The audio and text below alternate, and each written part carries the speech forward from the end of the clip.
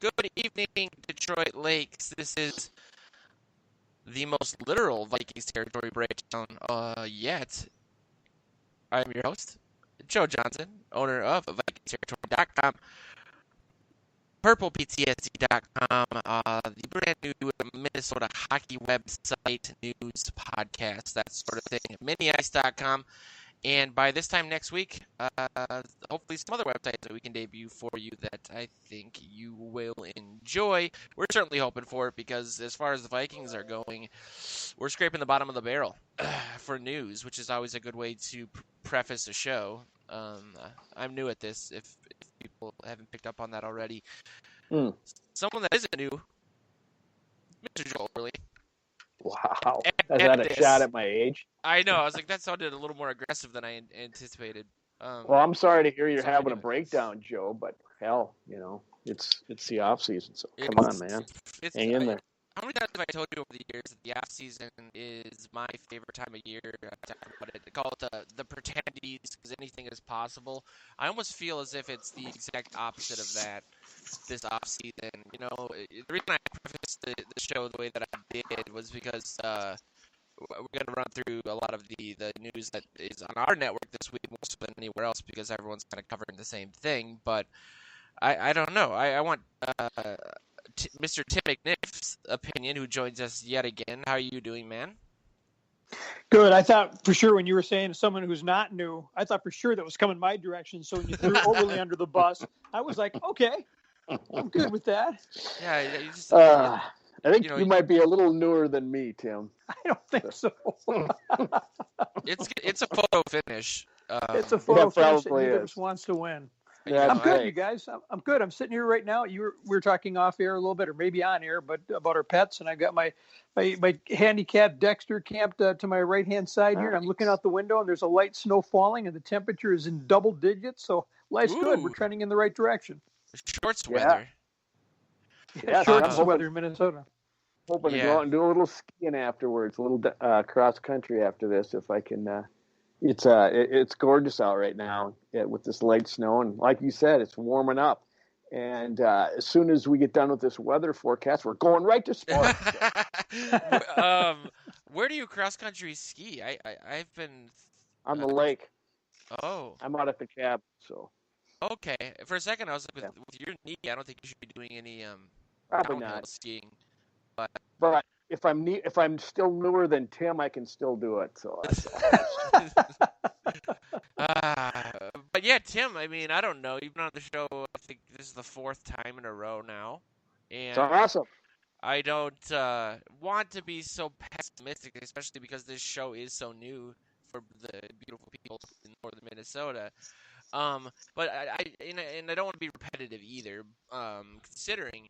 But, I'm seeing a lot of articles either on our network, and I'm not dismissing them, or just, out there in the zeitgeist about top trade targets or top, especially free agency targets for the Vikings. And it just feels like, are some people being unrealistic as to the financial situation the Vikings find themselves in general, let alone with the COVID cap as we've covered last week? Well, I just think it's a difficult thing to hack your way through for anybody, and so most people don't have an understanding of the Vikings caponomics, as it were, where we are and what we have an ability to do.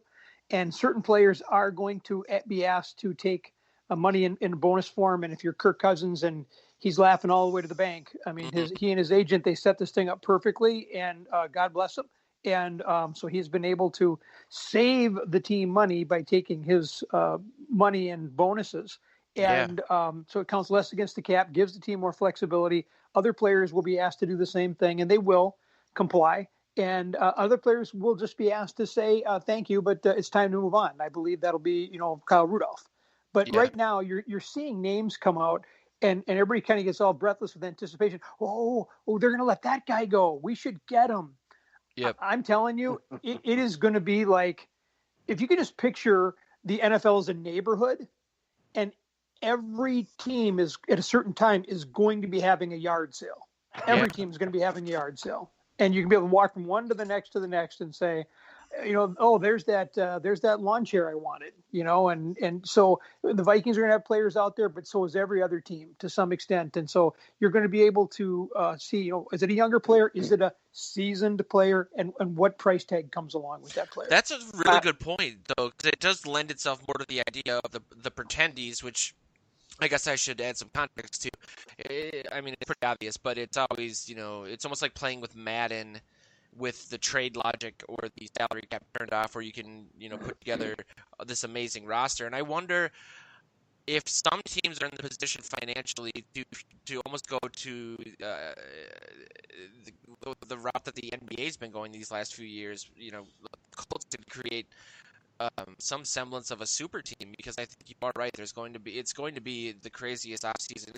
It's already kind of been that way with what's going on with the quarterbacks and new player empowerment movement. But it's if the Vikings can figure out the money, they could very well fast forward this little retooling or rebuild that they're working on. I mean, sorry to step on your take, Joe, but I was wondering That's all right. What you thought if you were on this in kind of the same vein. I'm going all over the place, apparently.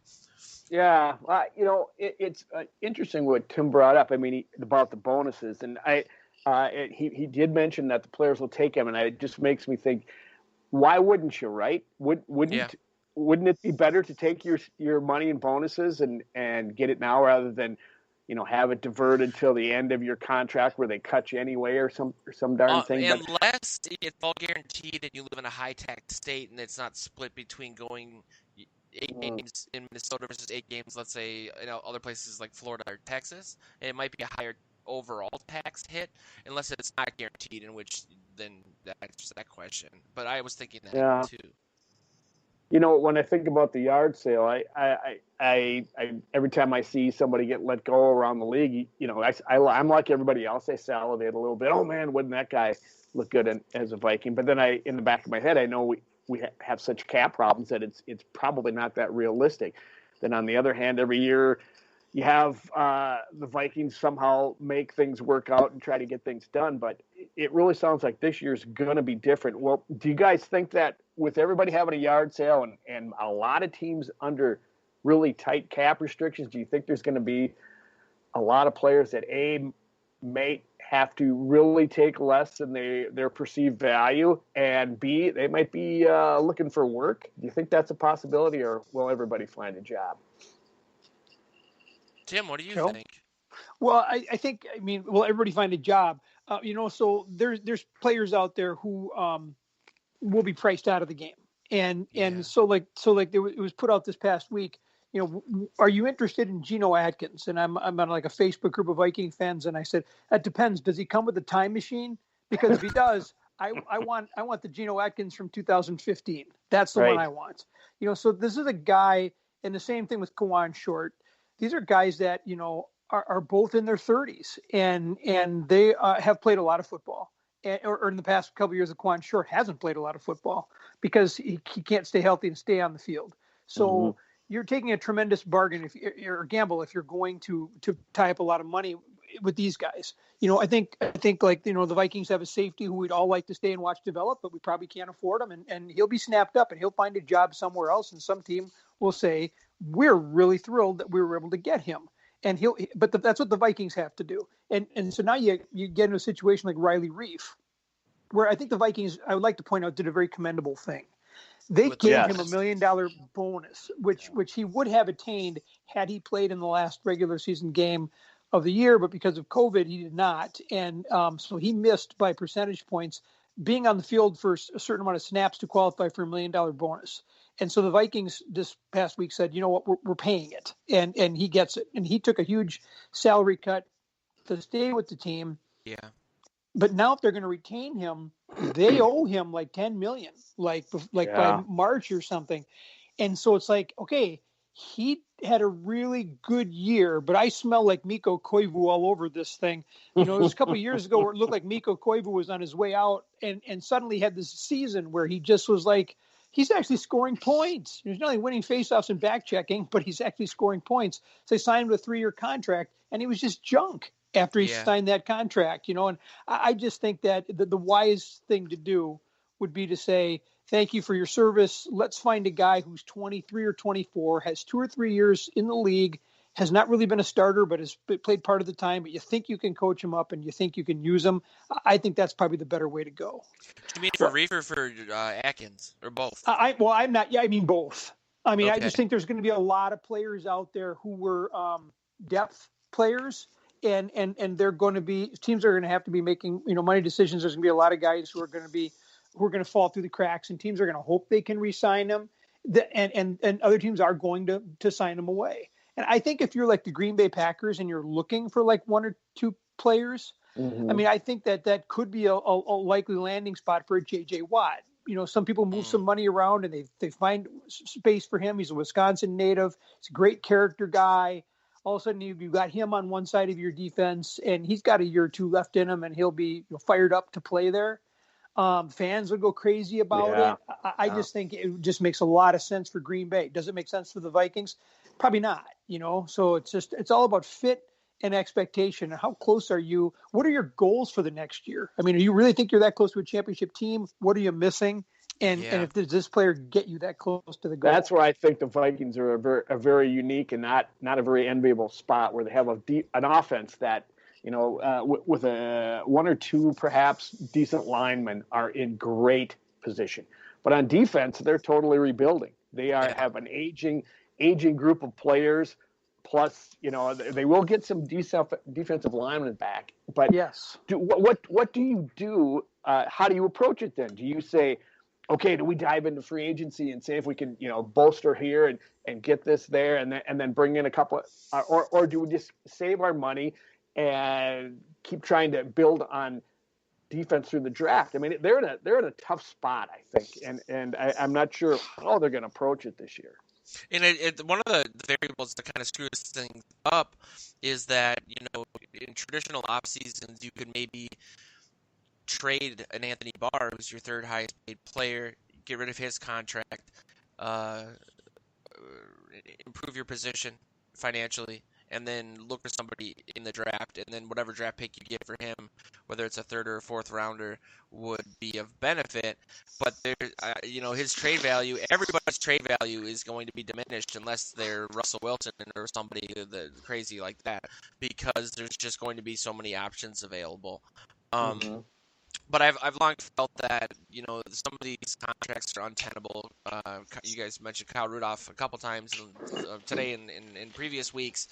I think Barr either needs to restructure or go. But on the offensive side of the ball, I think that there's a couple talkers that I put in the agenda for today. First of all, Joe, you mentioned 1 or 2 decent offensive linemen. I'm sure you're referring to Brian O'Neill and Ezra Cleveland, who, at least according to PFF, didn't have as good of a year as I think a lot of people think he did. I think he just looked so much better than Drew Samia that we all were like, hey, improvement, we're doing good. But there was an interesting PFF article this week, essentially looking at the last 5 drafts for each team and what the biggest mistake was. And a lot of people obviously would assume that Laquan Treadwell would fill that role for the Vikings, but the author of that article argued that it was Garrett Bradbury instead, and I think there was a couple of reasons for that. A, he's regressing, and B, they moved Pat Elflein from center to guard, and now he's not on the team anymore, and he at least had a good rookie season at the position and maybe could have bounced back or something.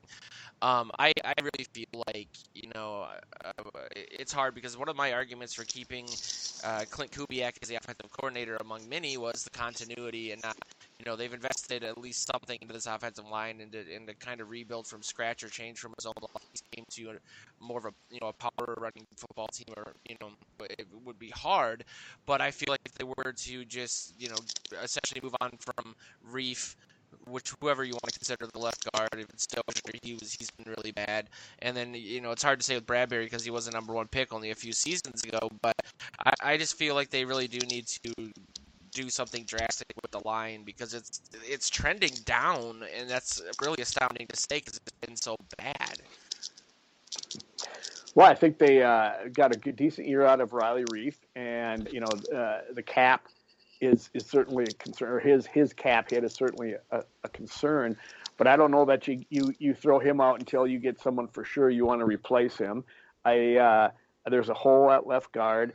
I'm not completely sold on that idea from that article about Bradbury. I think this whole line proves this year that they are a very good run blocking line and not so good in a pass protection. So I don't know that they're that far away there, and I'm not ready to give up on Bradbury. So I'm saying get him a left guard high in the draft and this year, and then see where that takes you, and then you can assess what you got going forward. It may not be enough, I don't know, but that also precludes something else we're going to talk about. If you are a run blocking team and that's where your expertise is at, I don't know that you go out and get Devonta Smith with your first round pick, but that's beside the point. We'll talk about that later. That is a good point. I've seen that take multiple times over multiple weeks. It wasn't just a flash in the pan sort of take, and maybe it's just because that's where people are projecting he would go, and we just fall into that category. Right. I made a joke a week or two ago that if I was the GM, I would just be Matt Millen, but somehow worse, because I love wide receivers, and the idea of having Justin Jefferson, Smith, and Thielen is incredible. I mean, that would just be amazing, but when you run the ball 56% of the time, does that make sense? And you can't protect your quarterback to get him the ball. What the heck? Exactly. I don't know. I mean, Tim, you can take that any number of ways. What do you think about the line? What do you think about this Alabama receiver everyone is linking to the Vikings? Oh, a couple things, and I'll even take it back one step further, if I may. So I think the NFL is different now in the sense that you used to be able to trade a player like Anthony Barr and get like something for him, and because teams couldn't depend on rookies and younger players to come in and really be ready to play. I think the gap between college and pro has closed enough in terms of scheme and technique that players come in and strength. Players come in much more pro ready than they used to, and freshmen and sophomores make impacts at the college level more than they used to. They used to have to sit a year and get stronger, and now they're ready to go. So I think that the years of like waiting for a guy like to step in, and we saw Washington was able to plug in an edge rusher from Ohio State, and suddenly their defense was greatly improved because of really one player, and he picked everything up.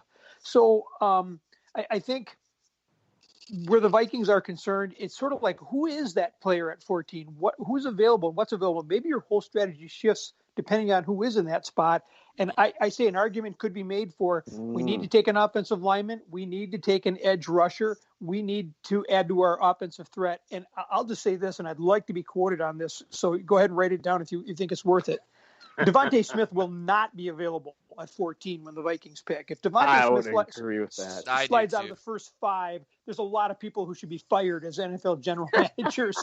But if he somehow drops to the Vikings and the Vikings get him, I'll do whatever stupid thing you want me to do, because take him, add him there, and he'll make up for a lot of woes on your offensive line when you can keep throwing quick outs to him and just let him go with the ball, because it's happened before. Randy Moss made it all the way to 22, didn't he? So I guess what Devonta Smith would have to start doing would have to start being really surly, have some scuffles with the police, fail his drug test, get kicked out of one school, go to another one, and then he might drop to 14. Well, get to work, Tim. I mean, what are you doing?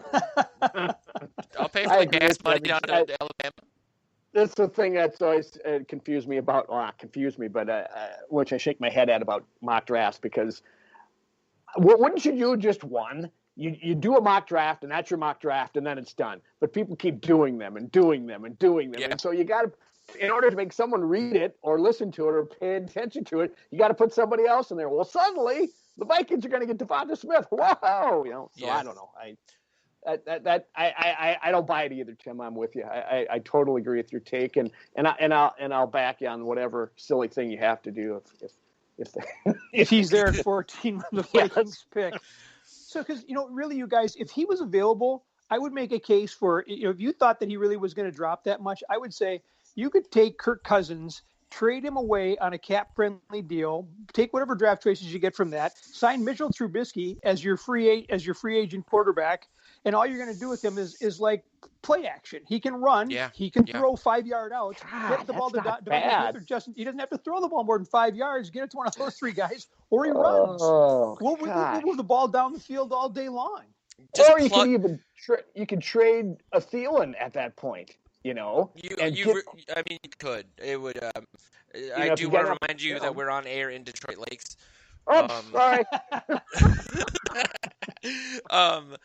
I would never advocate it. I love Thielen. I'm a Mankato boy. Go. So, yeah. I'm not advocating it, but I mean that's what you could do, and then trade for somebody else that's more. Because someone would come and scoop him up in a heartbeat, and give you some cap. You might be able to get that second round pick back for him, which I think is it just me, or is that not having that really hurts the Vikings this year? Yeah, they lost like 50 draft spots, I think, in that move.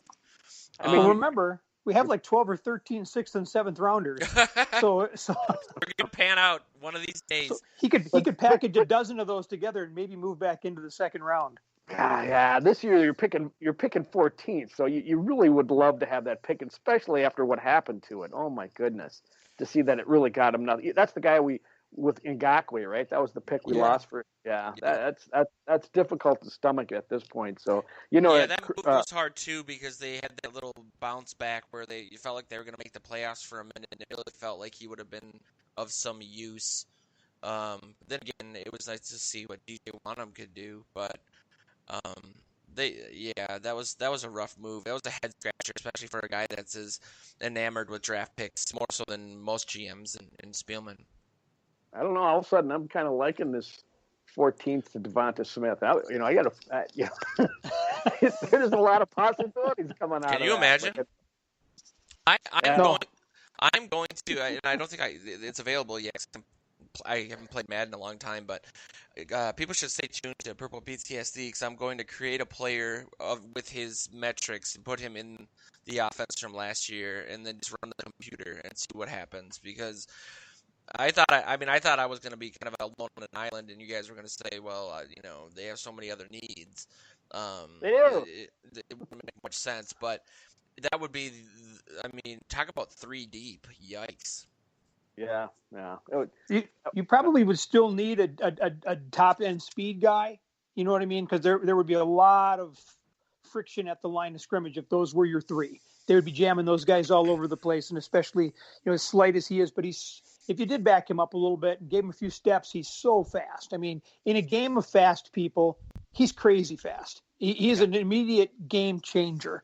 And so I can't see any way he drops to 14. The closer we get, the thing that keeps coming back to my mind is that I think we'll probably end up taking a pass rusher and trading back into the second round or late first round or something to try to get an impact offensive lineman. But that's what I was thinking about earlier today. I was thinking trade the first round pick and someone who wants to, it gives you a later first round pick and then a second. I don't know if they would even do that unless he was sitting there, unless someone like Smith was sitting there and someone all of a sudden trades up, gives you their second and their late first for your first. Or am I smoking something? No, I think there's value to that. I think they hopefully would have learned a couple times in recent memory that they could have done that. The Mike Hughes pick, which there is some, hindsight in that because he's been injured. But they could have traded down and then gotten a plug-and-play interior offensive lineman or 4, and then, also gotten Brian O'Neill or, arguably gotten Mike Hughes. Anyway, but it does raise a question that, Joe and I have we've done a million podcast episodes together, so I'll kick this to you first, Tim, and then Joe, I want your take for the beautiful people in Detroit Lakes, but where do you fall on the best player available sort of philosophy when it comes to the draft? Some people think best player available, period. It doesn't matter if it's a quarterback and you have an established quarterback, or it's 100% best player available, or it's player of need or somewhere in the middle? I mean, if it was up to you, where would you fall on that? So I did a piece recently for Vikings Territory called "The Best General Manager You Never Heard of," and it was about a guy by the name of Jim Finks, who was brought in by the Vikings in I want to say 65 or 66, and he put together the Vikings teams that dominated the late 70s and late 60s and early 70s, and then he was stolen away by George Halas and went to Chicago. And he put together the 85 Bears. He wasn't there anymore when they did their thing, but he drafted the great majority of that team. And even when one of his drafts was like 81, where it was a phenomenal draft, but he passed on both Jim Kelly and Dan Marino. And in 77, he passed on Joe Montana. So both times he was taking, we need an offensive tackle. We need a linebacker. So he was taking the best player available, but passed on Hall of Fame players. So I think what you need to do is you need to sort of go in with sort of flexibility. What is the scenario if we're 2-3 picks away and this guy's still on the board? How does that change? How do we suddenly change? Now, are we trading an offensive lineman? Or I'm not saying Vikings specifically. Are we trading a player that we think will draw us capital so we can move into that spot? And now this player is going to come in and change. He's going to take that job, or he's going to do this and move this. So I think if for whatever reason, if a Devontae Smith really did slide down to 14, I would say you can't pass on him, because the Vikings turn into such a scoring machine. I think at that point, they scored enough this past year with the weapons they had. With him on that team and two guys who would be cap friendly for the next couple of years in Jefferson and Devontae Smith, you're going right to the head of the offensive juggernaut, class in the NFC at least, if not the NFL. And so the rest of your team, you can afford to be a little deficient in some areas because you're going to be scoring 30 points a game. Yeah, if they got him, Kyle Rudolph would never see the ball the entire year. Yeah, and it kind of ties back into what I said earlier about, some teams that just aligned with having all this tremendous amount of cap space, a la the Colts, putting together these super rosters. Or last week we talked a lot about all these guys now wanting to go to Tampa to maybe win a ring, whether it's AP, a guy who hasn't done yet, or maybe with all these guys hitting the market, a lot of maybe guys still in their prime or the kind of the second half of their prime might end up wanting to go play with Brady there. There was an article on, I believe, Vikings Territory or Purple PTSD by one of our new writers this week about, in today's NFL, the Vikings can't really rest on their laurels and they need to keep adding weapons on their offense. And I do feel like, to refine that argument a little bit, that, if you really look at the offense that the Packers ran versus what the Vikings did, the main difference, honestly, was just the offensive line play, because they both ran the ball 55% of the time, almost to the decimal point, the 100th decimal point. Obviously, Matt LaFleur is kind of an acolyte of Kubiak, and they're both acolytes of Shanahan. And the only difference, again, was offensive line play and then points per game. The Packers scored about 6 points more per game, a touchdown more per game. And so, I do think that, you don't necessarily need to break or throw out the mold to increase the points if you do improve the offensive line, but you could also make the argument that if they were to get a guy like Smith, it might open up the passing game a little bit more. You might be a little bit less risk averse. You might be able to do a little bit more West Coast style stuff, quick passes, slant routes, that sort of thing, which would have a ton of ancillary benefits. You could keep maybe Dalvin Cook healthier, now run him 38 times a game like we did once this season. And so, yeah, it's a really intriguing idea. And it's, again, now you guys got me all excited for the Pretendies yet again. Do I think it's going to happen? No, but it is incredibly fun to think about. No, but you raise, if I may, Joe Obley, excuse me, but Joe, I just want to, something you just said, the running lanes for Dalvin Cook with those three receivers would be tremendous. Yeah. You'd stretch out every team. You couldn't have an extra man in there to handle the run game. I mean, it would really be an interesting thing to watch. Sorry. No, that's I'm just sitting there thinking about that. And I already know that both Jefferson and Thielen are good downfield blockers. I mean, so I'm thinking touchdowns when you talk about these lanes that their space opens up for him. It's interesting to think about. Joe and I have forever talked about best player available versus going for need, and I think the Vikings have for so many years done that. They've gone best player available and kind of not fixed that need at offensive line. And so I agree that, if Smith is there, I would be all for taking him. The heck with the offensive line, just have Kirk sprint out every play, get out from behind there and throw the ball to somebody. Again. Exactly. So I don't know. I would really like them to fix the offensive line with a young player, so we got something going forward, because there is so much young talent on the offense. So at least you have that for a while. But it's a really important that they get another defensive pass rusher. We don't even know what shape Hunter and Pierce are going to be when they come back after a year away from the game. So that's really important too. Either way, I want somebody in the line play, either offense or defense, for this team, because that's where the games are won, and that's where playoff games are won, because you've got decent line play. So I'm like everybody else, so I'm susceptible to seeing the shiny thing plop in their lap at 14 and say, "Oh, you got to go for that." But hold that line, darn it.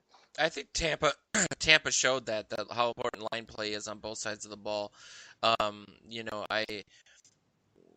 wonder how difficult it is to come back from a herniated disc in your neck for an edge rusher, just by virtue of how they line up and where their sometimes their initial point of contact is, and the strain that they put on themselves. Then you have things like, you hear about young guys like Vincent Jackson passing away, and everyone kind of holds their breath waiting to hear what always seems to be the case, which is, he struggled with concussions, then alcoholism, CTE. and I think it's CTE, and it's just it is a hard thing,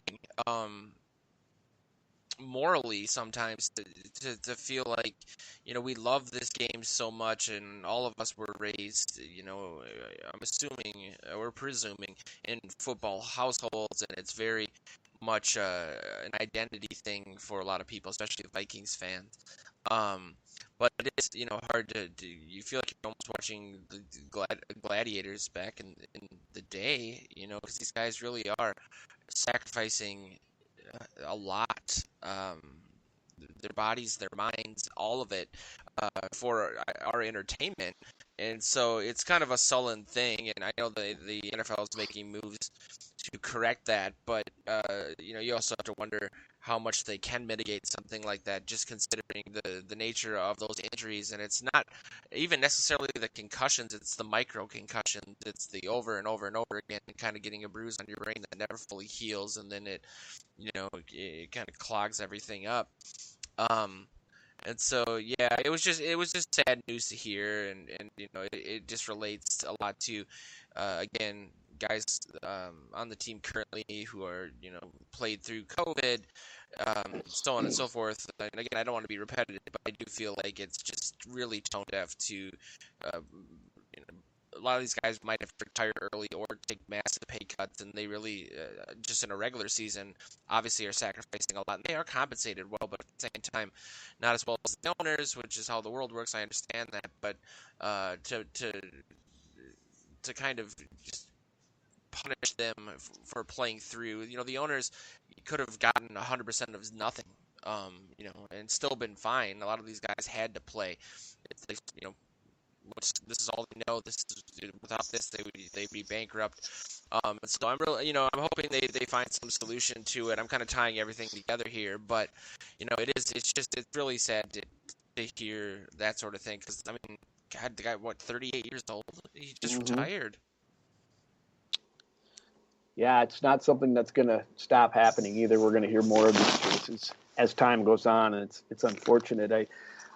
all I do when it comes to the whole concussion issue and the health. I mean, I'll say on one hand that the players certainly are aware of their health and the issues. I mean, Michael Pierce opted out because of COVID, but on the other side of the coin, Matt Khalil told me about it when I asked him a question about many years ago. He said, "We all know what we're signing up for," and so I granted he was a young kid in the league, and I don't know how long he's going to stick out because he was always doing things or stick around because he was always doing things to set up his business as an afterlife beforehand. So we'll see. But I think I think you have to be. Unfortunately, I think we're going to see more of it, and that saddens me as well. Years ago, Mike Ditka was an analyst on a pregame show, and they asked him at the time, and they said, how do we get the use of the helmet as a weapon? How do we get that out of the game? And he had no hesitation. He said, put them in leather helmets like they used to. And everyone laughed, and everybody made fun of Ditka like the next day. He was right. Yeah, he was right. Because what happens is, and you can see it, if you put a football helmet on a little kid, the first thing they do is they start slapping the top of the helmet and stuff, and they want to start bouncing it off things, hitting it off things. Yeah. Immediately, this thing goes, you put it on a boy, and maybe on a girl too. I don't mean to leave anybody out, but you put it on a boy, 9 times out of 10, right away, he starts hitting things with his head. You put in that equipment, and you've seen all this stuff on TV, and you think like this is, the game, it doesn't hurt. Right. The way, and it's a rude awakening for some kids, and some, they leave the game immediately when they find out that, it does hurt when you get hit by 7 kids at the same time. But Joe, you were talking about, this is a gladiator sport, but at least at this level, they're being compensated. They should be compensated at the Division I level as well. And at least something. And you watch it at high school. When I was coaching for 10 years, I would watch promising kids and they're down and, their knee is shot and you just feel sick about it, and there were times when kids got their bell rung. And in the beginning of days, we had fights on the sidelines when coaches would try to put kids back in. Other coaches are saying, you're out of your mind. And by the end of it, that was gone. They weren't doing that anymore. But I saw coaches put kids back in the game just to win a game that the kid didn't know if it was day or night. Yeah. Oh, my goodness. Yeah. I had a couple of concussions playing varsity hockey where I would just, you throw up on the ice.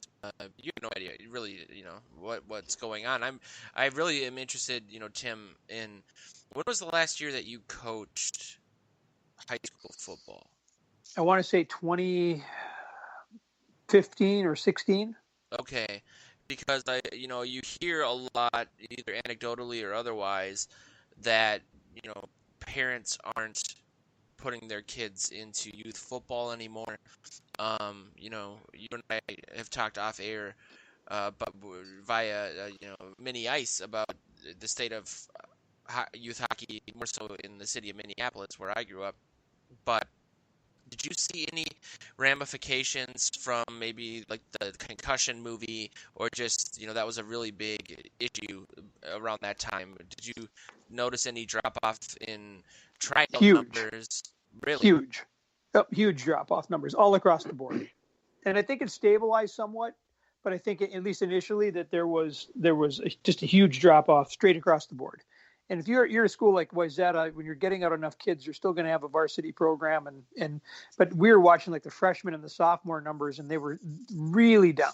And like a lot of times, kids would go to high school for a year or two and then kind of find football as something to do, but they weren't making that transfer from the youth game, to the next one. And there was a lot of that. I mean, as I remember back, well, you're going way back then, but I mean, it wasn't a lot of fun, to go to practice. And, there was a lot of old school guys and bull in the ring and all the rest of it. I mean, we had a traveling program in White Bear Lake. It was all weight based, but we had 7th, 8th, and 9th graders together.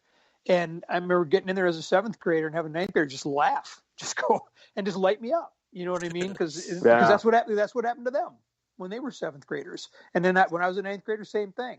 You just do it to the next guy, and they either make it or they don't. And so it's always had an element to it. But I think getting back to the whole thing of concussions, it really bothers me when we're watching games and people complain about a guy being thrown out for targeting. I mean, this isn't a new rule. How many times have they said you can't lead with your head? And it is amazing to me that we haven't got a deal like we've had with like a Mark Bonacani or somebody like that, where they lead with their head and they just don't get up because they broke their neck. Yeah. And you just can't do it. It's not just the guy who's getting hit that you're protecting. It's the guy who's leading with the head. And if you've got a leather helmet on, you're not leading with your head. I promise you. Take off the face mask too. Yeah. There you go. Go back That's to form tackling. really It's like good, rugby. really good. Yeah. Yeah. I mean, Australian rules football. there are a lot of injuries in youth soccer, but I don't think they're the type of repetitive sort of trauma that I alluded to earlier. But you touched on something a couple of minutes ago, Tim, in regards to paying Division One. Some of the major sports, you hear the argument that essentially that those sports fund the other sports that aren't as revenue driven, or at least revenue net positive. And so, then you hear about Title IX stuff, and that'll hurt women's sports. Do you think that's bluster, or do you think there's some semblance of truth to it, like most things? I just think it's sort of like, and if I pretend like I have all the answers, I don't. But I just think, is it potentially a problem? Sure. But That's I think what your resume said, though. Has all answers. With everything, it's like the WNBA. It's like, or you watch these European games or NASCAR. I mean, there's just stickers all over everything. There's ways to get money. Yes. You can have whatever team's providing the orthopedic services.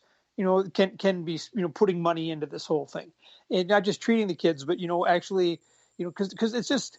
It is. It's sort of a necessary evil, but to think of these programs as anything other than minor leagues for the NFL and just as major cash cows for those universities is ridiculous, because that's exactly what they are. So it's a gladiator sport at the NFL level, but it's a gladiator sport at the college level as well.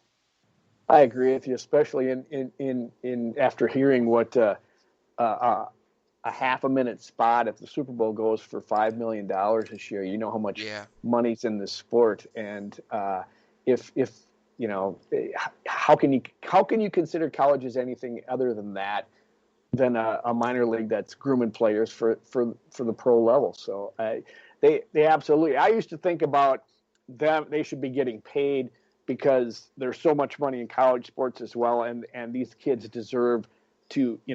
It's a job for them. But now when you add the injury element to it, of course they should be getting paid. They're risking their lives, their livelihood after they either leave the sport after college or in the pros. I mean, my goodness, kids deserve some money. So let me throw one out, staying on the subject. Are you okay, Joe Johnson, if we stay on the subject for a moment? Yeah, for sure. I'll just throw a curve at you guys. Okay, who is the best player right now in college basketball? Wow. Flip Saunders? I haven't watched college basketball in a really long time. Oh, God, I can't even answer that. I could go with Carr from the Gophers, but he's only on the best Gopher. No, I don't even know who the best college basketball player. The best college basketball player right now is Paige Beckers from Hopkins, who is a freshman at UConn. And she has been playing with a bad ankle and is still averaging like 20-some points. She makes all these circus shots. She sets up her teammates. They lost a game and they came right back and they knocked off the number one team in the country. And she is just doing things that are just like you have to watch. I mean, look up a UConn game, anybody out there. Just look for UConn, watch UConn. You'll watch for 10 minutes and you'll go, son of a gun, he was right. She is the best player in college basketball. So what's going to happen is half dozen young men are either not going to go to college or they're not going to spend more than a year there. Maybe our young guy Suggs at Gonzaga, and they're going to go and become instant multimillionaires in the NBA. Where's Paige Beckers going to go? That's right. Yeah, she's Europe. Gonna have to go to the WNBA in the summer and go to Europe the rest of the year. You're exactly right. If I'm the Lynx, and Cheryl Reeve knows what she's doing. She doesn't need any help from me, but I would be lining up draft picks like collecting them so I could give 8 to whoever whenever they come, wherever she's coming out, to get her, because she's going to sell tickets. She's going to make everyone else around them better. For the league, they're going to want her in LA or New York or Chicago. Right. where she would really do great would be here, obviously, because she's one of us.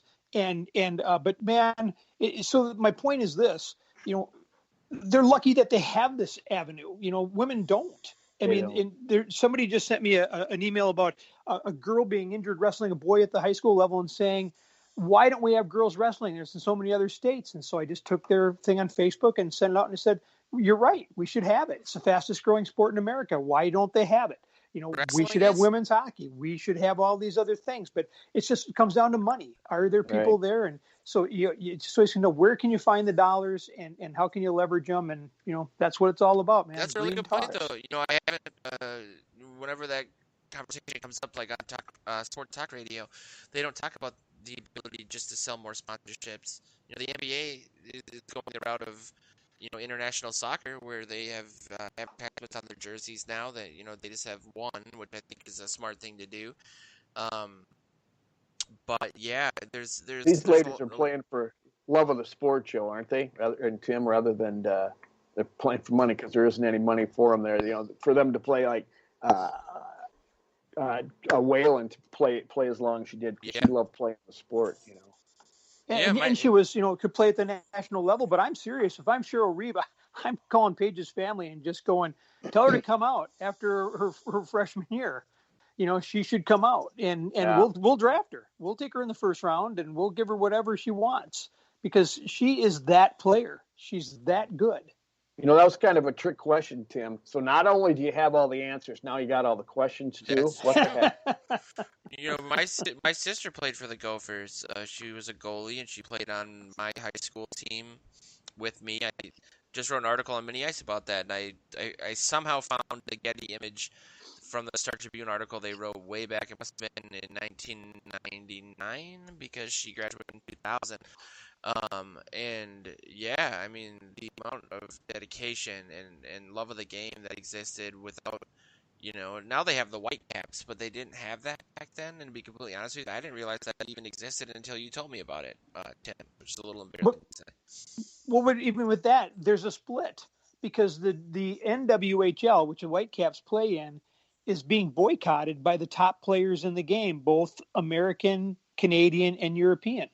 Because they're like, look, this thing has to die so the NHL gets involved. And the NHL's like, we're not putting a poison dart in the NWHL and having everybody tell us we're terrible because we killed women's hockey.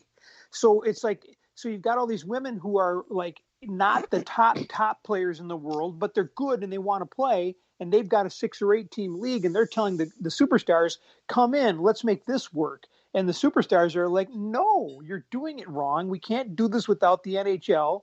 You have to go away. Let this thing die. So there's this nasty standoff that is now. Is that an ownership issue? It's a player issue. I mean, it's a player issue, and so the NHL won't talk about it. The NHL will not talk about it because they don't want to look like and the NHL's in trouble. I mean, their TV contract, their network is going away. They've got to find a new television thing, their regional game. They've been hit really hard by COVID. They don't have a lot of dollars right now to sink into this venture. But women need the opportunity to play. You've got to grow the game, and the NHL is losing 50% of their potential audience if they're not catering and serving women. But let's face it, I don't think the WNBA exists if it wasn't for the NBA players saying to the owners, "This has to live. Yeah. You have to get involved and you have to save it because this is our culture. This is important to us." And NBA players, I'm not saying everyone, but they're pretty good about going to the games and being visual and being supportive and social media and the rest of it, a lot of interaction back and forth. And I think you have to see the NHL players, and I'm just going to say it, the modern NHL guy, you're going to see him up there in Detroit Lakes, more than we're going to see him in the Twin Cities. They're going to get a cabin, they're going to play golf, they're going to fish, they're going to play video games, they're not going to do anything else. And that's all they want to do. And they need to give back to the game, and that means let's grow the women's game. Yeah. It is still a very underserved demographic. I mean, even from a fan base perspective and representation in media, which, I obviously can't say much about, considering everything. You know what I mean? Like I'm a guy, I cover sports. It's 50% of the NFL's fan base. You know, and I think that's the more you open things up, the better. You know, I think you get better content. I think that, you can reflect the audience better just from a more of a media perspective. But I mean, yeah, I'm looking at the Tria rink pictures of it because I was not familiar with any of this stuff, but it is really really cool. Have you been there? It just Sure. it's It's very, I, except for that wall of glass, it's very ordinary. You know what I mean? It's got only yeah, stands on one side. it reminds me so of the old Mariucci a little bit. A little bit. When I played there when I was younger. I also played at the Met a few times. Got to skate with the North Stars. That was pretty neat. But I wanted to finish the show with, your guys' takes on, there was a really sort of neat, very Purple PTSD-esque article this week that pointed out in the league right now, by itself, who do you think the player is, in your opinion, that either the Vikings team or fans should despise most? Or to clarify that a little bit, who's the player you think that has the Vikings during the Zimmer era has their number most? I'll kick it to you first, Mr. Oberly. I have a couple thoughts, and I also like to go last, Price is Right style. Well, I always, it's my personal bias, but I default to the Packers. And while I appreciate Aaron Rodgers' ability in this league, he represents a huge thorn in the side for me, and he represents a challenge for Mike Zimmer, who likes to play against him. But I could do with the Packers fans going without a Hall of Fame quarterback for a few years, and that would just be or make decades. me, that'd be fine with me. So I guess I have to go with Aaron Rodgers. Probably kind of obvious. Yeah, I cheated in the sense that I've read the article, so I know. Yeah. And so I thought that the adjective used was probably, not maybe fitting or accurate. Yeah. Because the theory is that, nobody's owned the Vikings the way Russell Wilson has, and that's entirely accurate. But I don't think, I speak for myself, but I never came away despising him for it. Wasn't like he ever did any showmanship or showed any bad sportsmanship or did anything where I thought, well, that was tacky. I just said, man, I wish we had him. We win more than a couple of those games against Seattle if he was wearing the other team's colors. So with Joe Oberly, it's not hard to find out. If you want to use the word despise, to go just to our east and take a glance. And, he is as good as everybody says he is. But from his stupid commercials to his stupid face, there's just nothing likable about this guy. Just nothing. And I think even Packer fans would tell you that. If he wasn't on their team, it'd be like, yeah, he is kind of a... I would agree with that. He has a tendency to let his fellow players know on the field if they've made a mistake. It wasn't me. You ran the wrong route. Or he gives them the face. He gives them the look, the glare, or whatever, so that we all know that Aaron didn't make a mistake. And or the refs somehow got a call from New York in a split second to screw the Packers over, even though that would require a tremendous amount of forethought and the perfect opportunity to do that, and there was like a 5-second lag involved.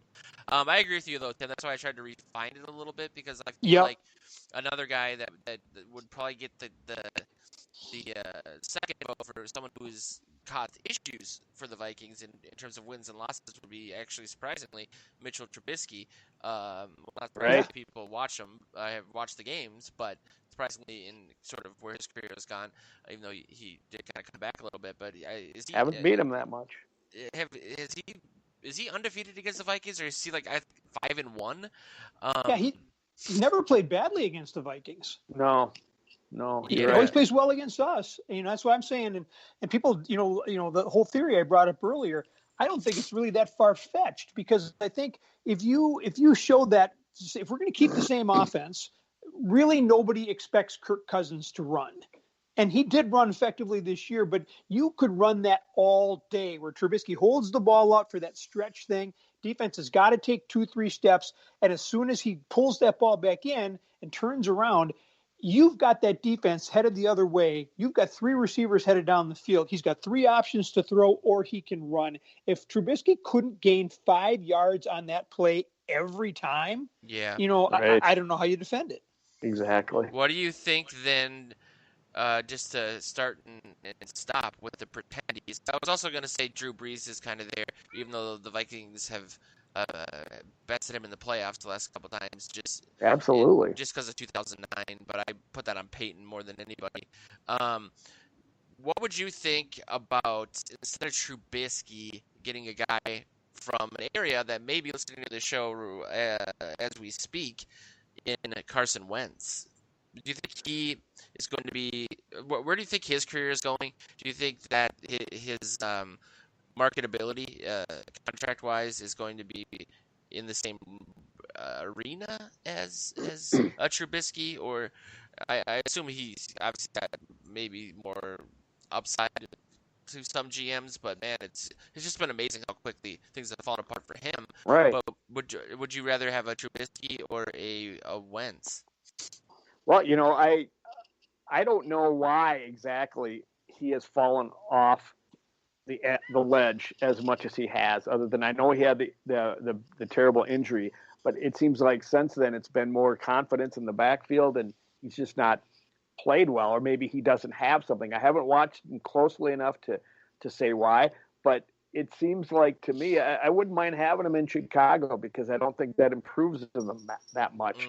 And I'm always kind of Viking centric in it. So I am almost kind of cheering for them to get him, because then again, maybe he could turn his career around, because his rookie year he looked great until MVP he was down with that injury. Yes, he it's was. Very RG3 Ian, you know what I mean? Like, and it's RG3. Obviously, they should have played him in that playoff game.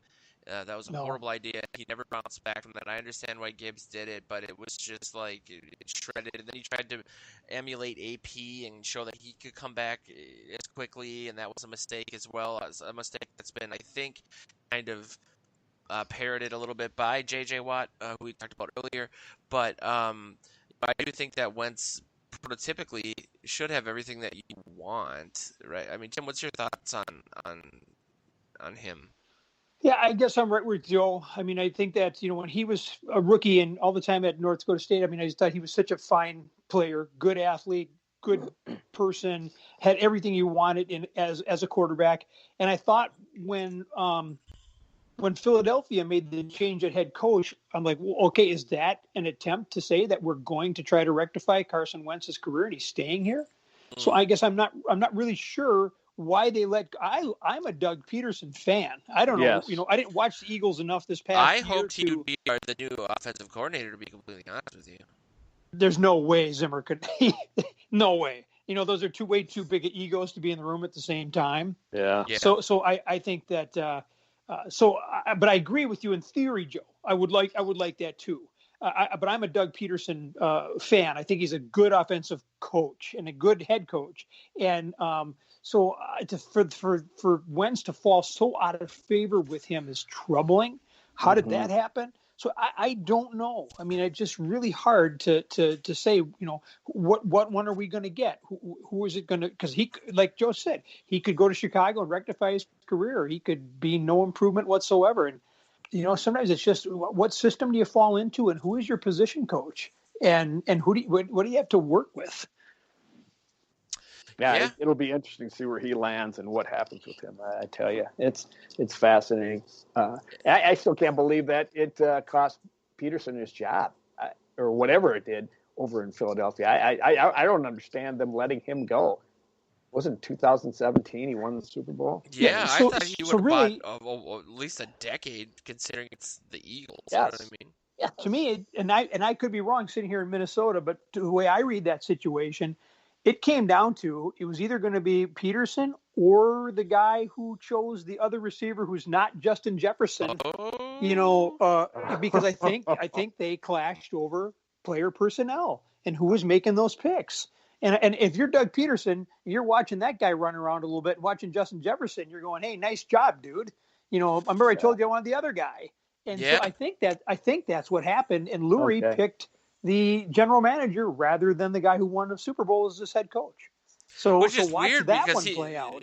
Yeah. it's double negative almost because Peterson, you could argue, is more responsible for the Super Bowl win. I mean, the way that he flummoxed Zimmer and the Vikings Yep. defense in that game was masterful, and then he arguably was more involved in the non-Jefferson pick. And I wrote a couple articles about that during the season, and it really riled up Eagles fans to a level that I had never experienced before in regards to hate mail.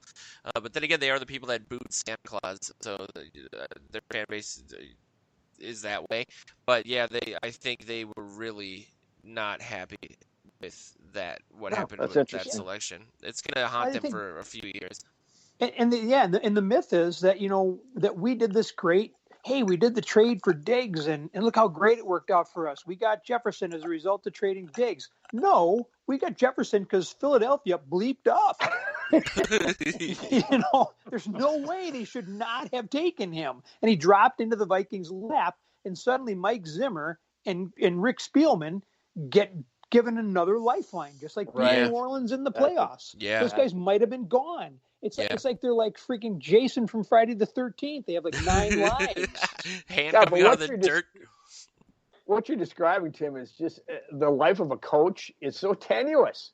Yeah. Despite if they have a contract or not. I mean, he was another lifeline. He did buy them another year, and just like you said, the victory over New Orleans. I mean, it's amazing that it's hanging on that little of a thing, and I just don't see that a lot of great other coaches out there. But of course, now Doug Peterson's out there. So it's funny you say that, Joe, because I was when we were talking about Wentz and the position coach.